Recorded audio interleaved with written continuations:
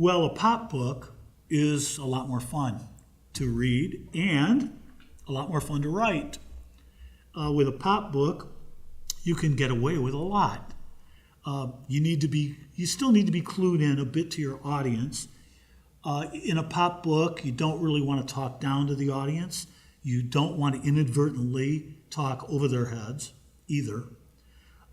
For a pop book, use of humor can be very effective. Illustrations, sometimes comic type line drawings, depending on the subject matter of what's involved.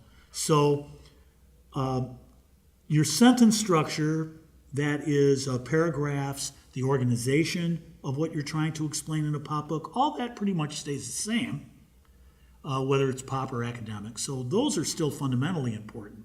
But you have more leeway in the types of words you could use and so on.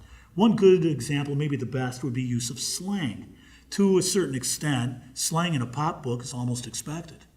And it kind of relaxes your readership.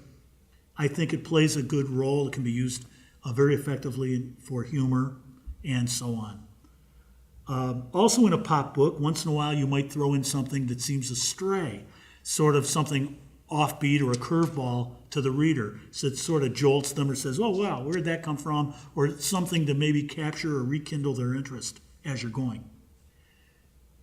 Conversely, academically, these things would hardly ever be done.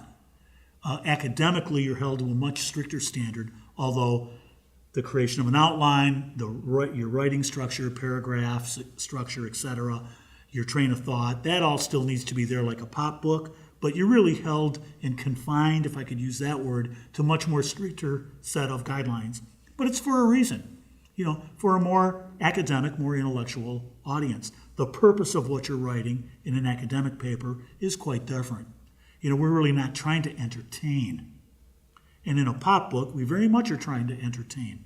So that sort of changes the setting of the stage, you might say.